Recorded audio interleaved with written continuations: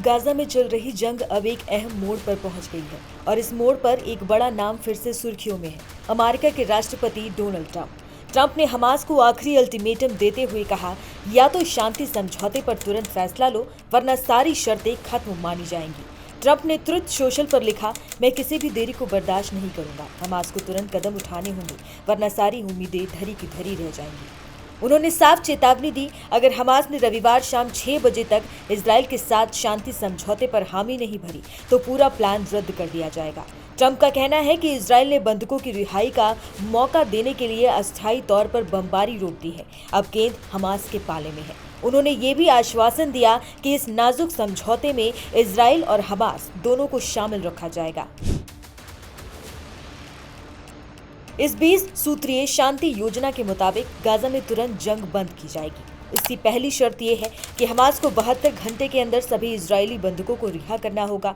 दूसरी शर्त यह है कि इसके बदले में इजराइल 7 अक्टूबर 2023 के बाद पकड़े गए फिलिस्तीनी कैदियों को छोड़ देगा, जिनमें महिलाएं और बच्चे भी शामिल हैं। और तीसरी शर्त, दोनों पक्ष अपनी अपनी सेनाओं को पीछे हटाएंगे और गाजा में मानवीय सहायता के रास्ते खोले जाएंगे।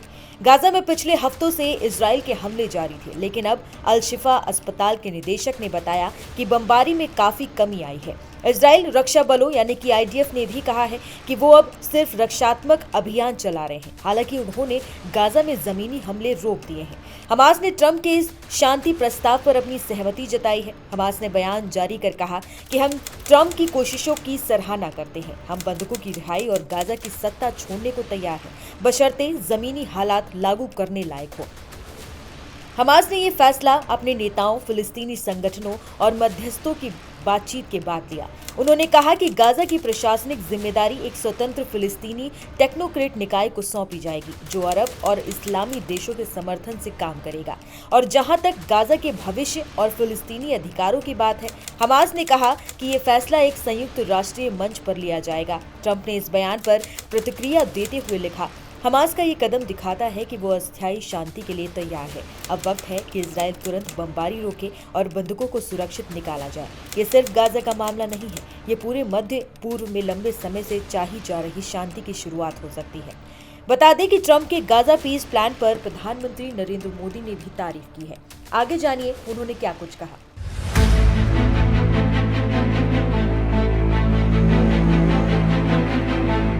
प्रधानमंत्री नरेंद्र मोदी ने अमेरिकी राष्ट्रपति डोनाल्ड ट्रंप के गाजा के लिए लाए गए शांति प्रस्ताव की तारीफ की है। पीएम मोदी ने इसे शानदार पहल बताया है, जिससे गाजा पट्टी पर शांति होगी और इजराइल के बंधकों की घर वापसी होगी। पीस डील पर हमास से मिली सहमति के बाद अमेरिकी राष्ट्रपति ट्रंप ने इजराइल को फौरन गाजा पर बमबारी रोकने के लिए कहा है। पीएम मोदी ने एक्स पोस्ट में कहा कि भारत स्थायी और न्याय संगत शांति की दिशा में सभी प्रयासों का दृढ़ता से समर्थन करता रहेगा। इसमें कोई दो राय नहीं है कि हमास इजराइल युद्ध को रुकवाने में राष्ट्रपति ट्रंप का अहम रोल रहा है। ऐसे में पीएम मोदी ने भी राष्ट्रपति ट्रंप की तारीफ करने में देर नहीं की। पीएम मोदी ने एक्स पर किए गए पोस्ट में राष्ट्रपति ट्रंप की पहल की सराहना की है। पीएम मोदी ने कहा कि गाजा में शांति प्रयासों में हो रही बढ़ोतरी के लिए हम राष्ट्रपति ट्रंप की लीडरशिप का हम स्वागत करते हैं। इजराइल के बंधकों की रिहाई के संकेत एक महत्वपूर्ण कदम है। भारत स्थायी और न्याय संगत शांति की दिशा में सभी प्रयासों का दृढ़ता से समर्थन करता रहेगा। भारत और अमेरिका के रिश्तों में भले ही ट्रेड वॉर को लेकर तनाव बढ़ता जा रहा है, लेकिन जब कभी भी मौका आता है तब पीएम मोदी और राष्ट्रपति ट्रंप एक दूसरे की तारीफ करने से चूकते नहीं हैं। डोनाल्ड ट्रंप के शांति प्रस्ताव पर हमास भी सहमत हो गया है। इजराइल के सभी बंधकों को छोड़ने के लिए भी उन्होंने हामी भर दी है। ऐसे में ये माना जा रहा है कि लगभग 2 साल से चला आ रहा हमास इजराइल युद्ध अब थमने जा रहा है। हमास और इजराइल के बीच शांति समझौते के 72 घंटे के भीतर जीवित और मृत सभी इजरायली बंधकों की रिहाई हमास को करनी होगी। इजराइल को भी सैकड़ों फिलिस्तीनी कैदियों को अपनी जेल से रिहा करना होगा।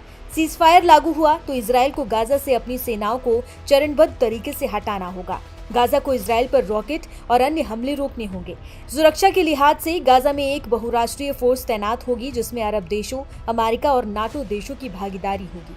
अंतर्राष्ट्रीय निगरानी में हमास और दूसरे उग्रवादी संगठनों को निहत्था करने की प्रक्रिया पूरी की जाएगी।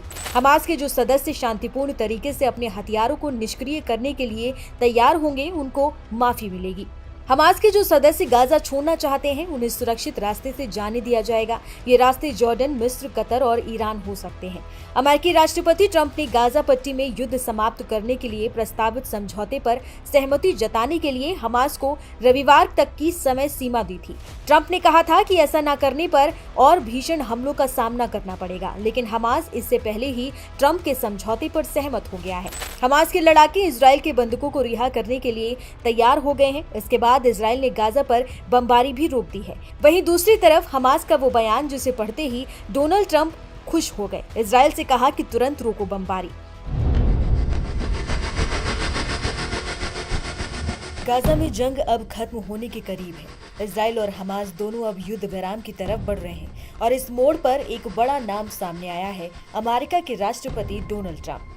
ट्रंप ने हमास को एक आखिरी चेतावनी दी थी, यानी कि फाइनल वार्निंग। इसके बाद शुक्रवार को हमास ने एक बयान जारी किया जिसमें उन्होंने ट्रंप के गाजा पीस प्लान को मानने की बात कही।